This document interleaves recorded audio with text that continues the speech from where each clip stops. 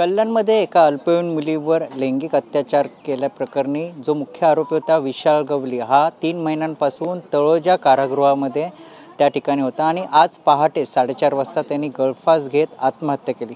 मात्र ह्या गळफासवर त्यांनी आत्महत्येवर अनेक प्रश्नचिन्ह उपस्थित करत आहेत।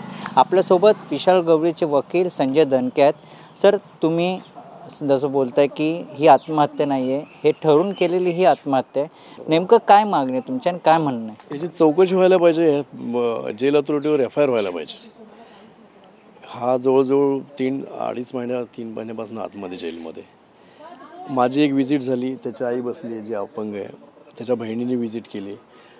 3 ते 4 वेळेस आम्ही त्यांची मुलाखत घेतली, पण त्याच्यामध्ये एकदाही त्याने असं बोललं नाही की मला म्हणजे आपण एखाद्या ह्याच्यामध्ये जातो ना डिप्रेशनमध्ये वगैरे, असं तो नॉर्मल बोलत होता। तो नॉर्मल सांगायचा प्रत्येक भेटीमध्ये की मी काही केलेलं नाही आहे, तपासामध्ये आणि केस चालल्यानंतर मी निर्दोष सुटेन, मला विश्वास आहे, असा तो स्पष्ट म्हणायचा।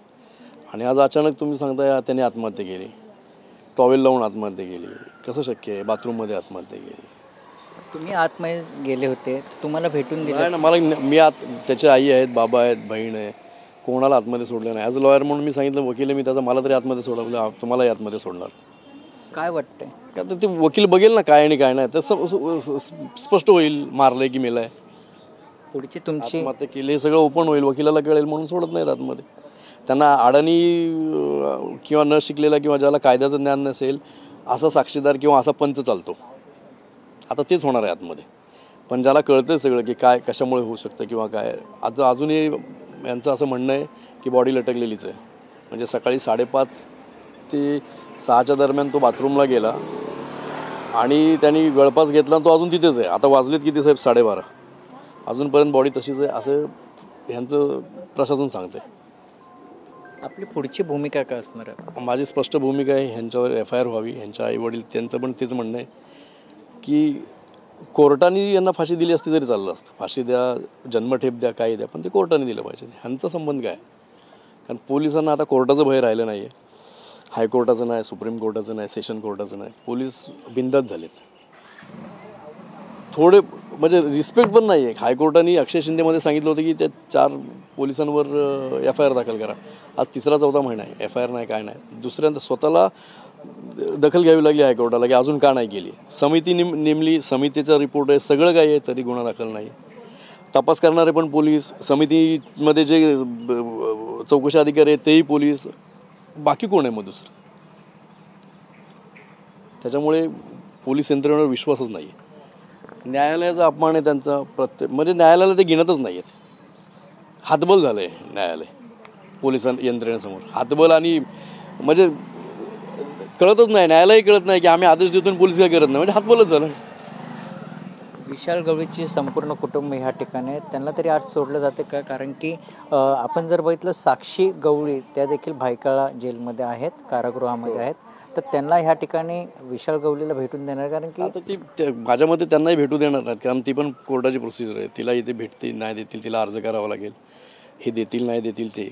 आणि माझं असं मत आहे किंवा असा अंदाज आहे की तिला भेटायला देतील, परमिशन घ्यायची गरज नाही, कारण ती माफीला साक्षीदार झाली, त्याच्यामुळे तिला देतील भेटायला।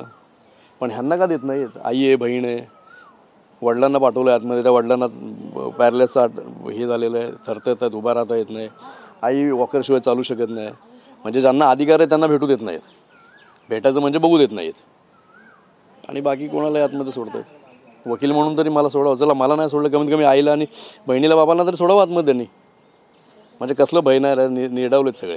म्हणजे ही आत्महत्या नाही असं म्हणणं? आत्महत्या नाहीच आहे, आत्महत्या नाहीच आहे। एक तर त्याला मारलंय किंवा त्याला आत्महत्येला प्रवृत्त केलं आहे, तो स्वतःहून त्याने आत्महत्या केलेली नाही। त्याला करायची असती तर त्यांनी आधीच केली असती, 3 महिने घ्यायला वाट बघितलं असतं। ज्या गोष्टीला तुम्ही वेळ देता ना तर माणूस शांत होतो, नवीन असेल, आत्ता झालं असेल, ताजा असेल, तर तो त्या उद्वेगामध्ये किंवा टेन्शनमध्ये, ट्रेसमध्ये करून जातो। पण एखाद्या व्यक्तीला वेळ मिळतो ना, मग तो काय नाही, तो स्टेबल होतो, तो शांत होतो, त्याला माहिती आहे आपण काही केलेलं नाही, तो स्पष्ट म्हणायचं की कोर्टाने जो निर्णय देतील ते मला मान्य आहे। धन्यवाद आपण आमच्याशी बातचीत केली. आपण जर बघितलं हेच ते तळोजा मध्यवर्ती कारागृह आहेत आणि ह्याच ठिकाणी विशाल गवळी आहे, त्यांनी पहाटेच्या सुमारास ह्या ठिकाणी आत्महत्या केली आणि विशाल गवळीचं संपूर्ण कुटुंब ह्या ठिकाणी दाखल झालेत. मात्र विशाल गवळी यांचे वकील यांनी अशी देखील माहिती दिली की विशालचं कुटुंबांना विशालला भेटू देत नाही आहे. विशाल गवळीची आत्महत्या नाही आहे तर त्याला मारलं गेलं असं देखील आरोप विशाल गवळी यांचे वकील यांनी केला आहे. Cameraman Ganesh मोरेसह Mayuresh Jadhav, TV9 Marathi, Taloja, Navi Mumbai.